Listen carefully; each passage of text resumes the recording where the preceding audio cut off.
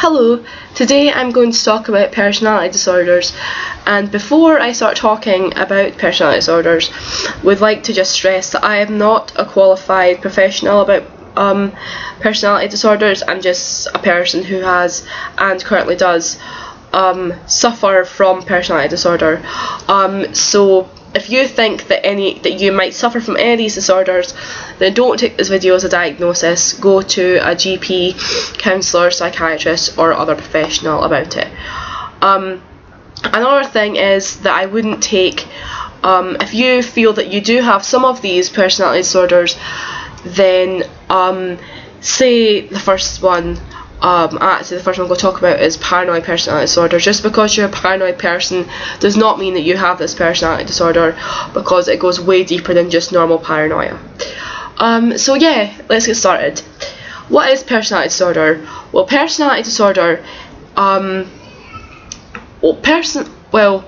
personality is someone's thoughts, feelings and behaviour combined that makes them the person that they are.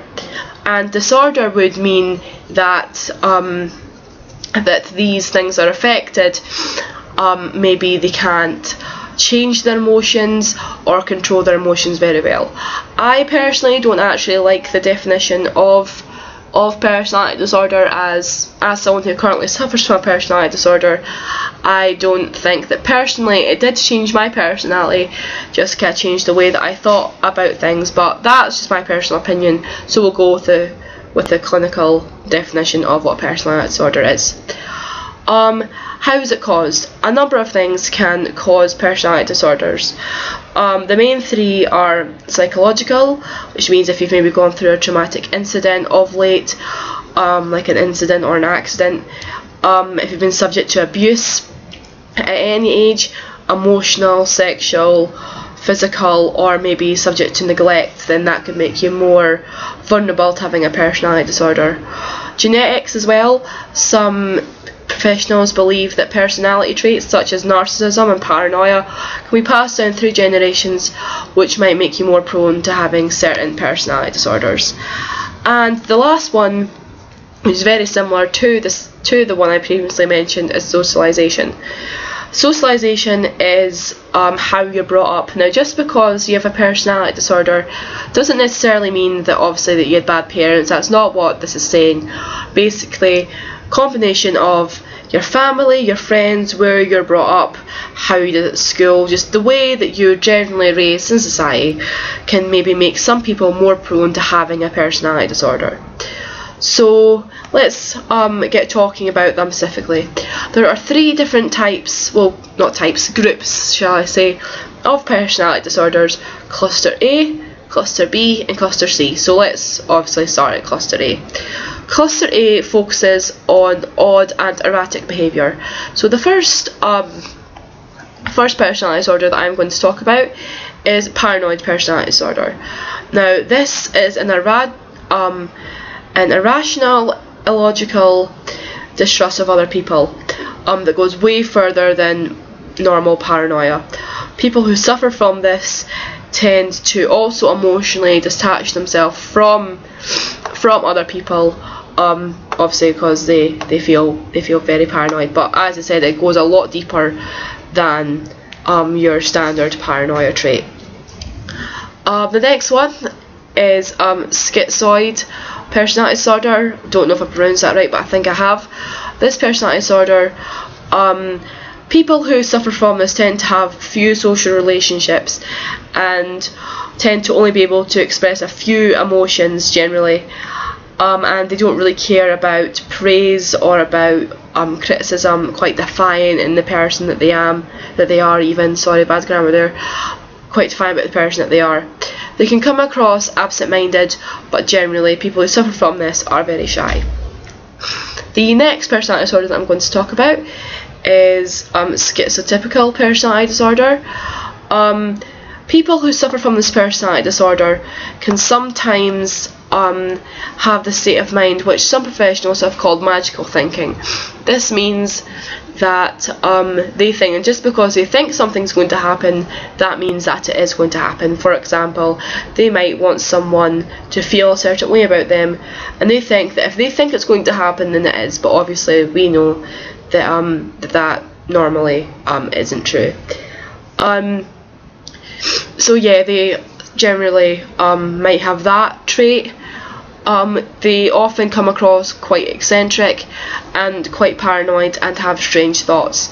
Now, I also don't like the kind of definition of strange thoughts, because what is a strange thought to me, what's a strange thought to you, might be two completely different things. But generally, if society classes it as most society classes it as a strange thought, then that is what we're on about. Generically accepted strange thoughts. People who suffer from this personality disorder might have a few of them.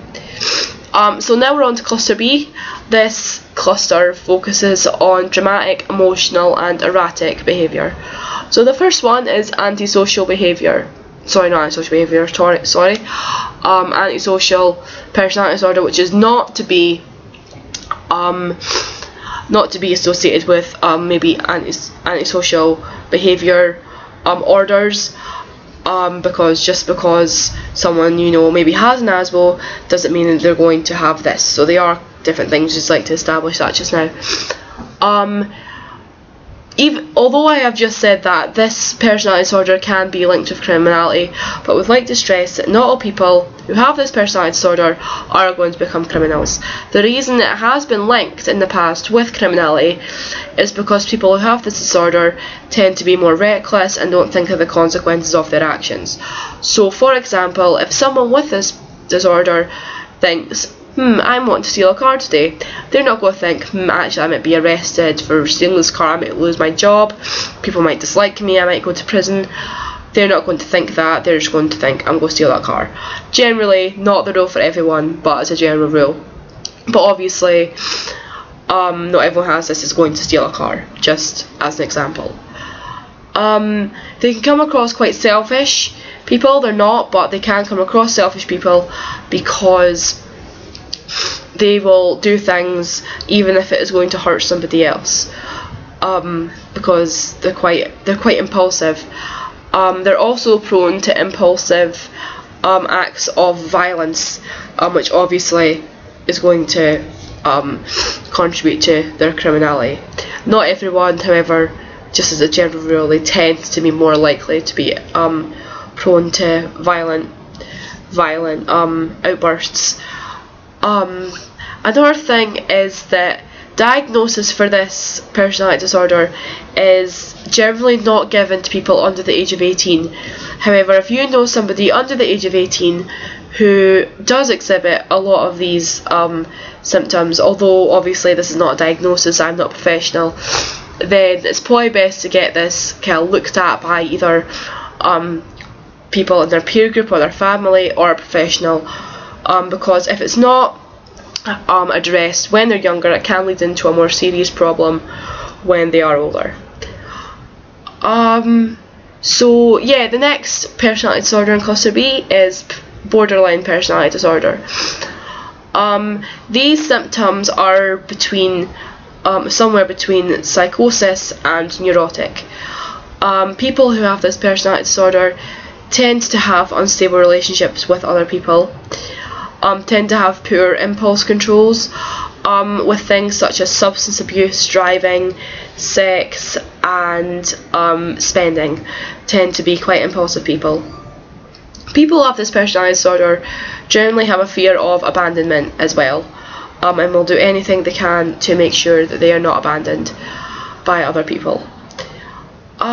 Suicide threats and self-harm are quite common in people who do suffer from this personality disorder, and some people who suffer from it might also experience hallucinations and delusions.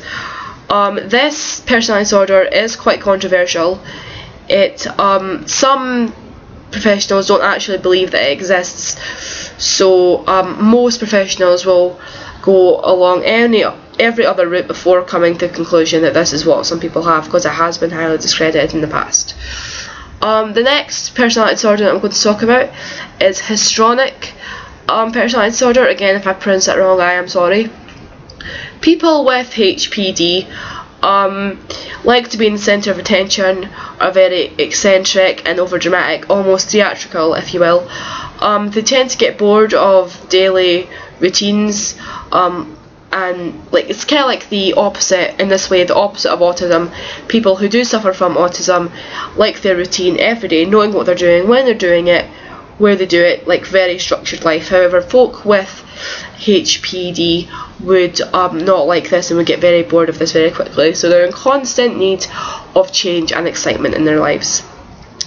They tend to form bonds with people very quickly to get attention from all these different people.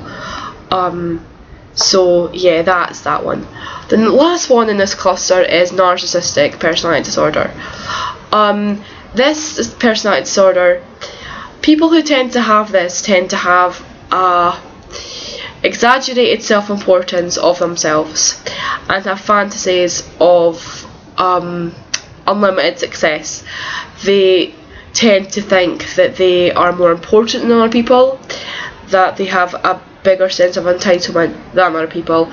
They can come across as quite selfish, however generally they do have quite low self-esteem. So cluster C, the last cluster, focuses on anxious and fearful behaviour. And the first personality disorder in this cluster is dependent personality disorder. Now, dependent personality disorder is when somebody lets either one or more people control most aspects of their lives. Now, all of us to some degree are dependent on somebody else. However, people who suffer from this personality disorder are a lot more dependent on people than they really should be.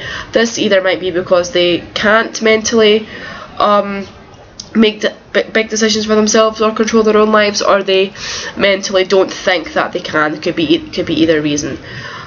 They often put other people's feelings in front of their own and are come across as quite selfless.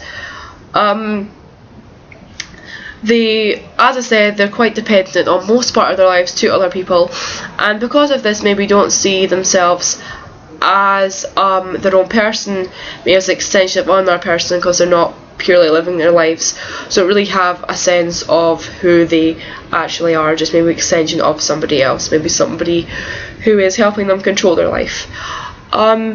So the next personality disorder I'm going to talk about is avoidant personality disorder.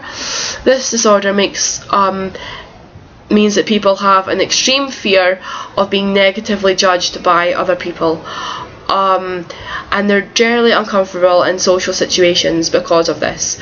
They only enter relationships where they won't be criticised by other people, such as maybe more want to talk to counsellors or GPs about their problems, rather than their friends or family, because their friends and family might judge them, whereas GPs and counsellors will not.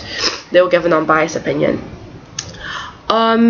People with this tend to be really socially withdrawn and have low self-esteem. They crave attention and affection of other people, but not as much as they fear of being judged. The last one is obsessive compulsive personality disorder. These people often find it hard to see any other way than their way of being right, kind of my way or the highway. They don't see the bigger picture and think, oh, maybe my way is not right, maybe this way is. They tend to be very set in their beliefs about things, about what they want to do, that their way is right. Quite stubborn. They're generally not able to show warm emotions towards other people as well, and often seen as a perfectionist and very highly organised, because they don't like leaving anything to chance.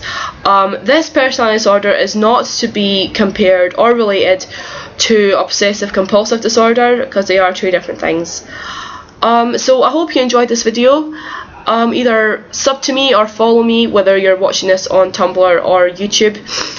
If you've got any opinions or questions, then feel free to contact me. We'd like to state again that I am not a professional, so don't take this video as a diagnosis, although I do hope it has helped you in some way, shape or form. But if you think that you do suffer from a personality disorder, then I very strongly suggest that you go to a GP, counsellor or psychiatrist or any other professional that can help you. Okay, thank you for watching and I'll see you later. Goodbye.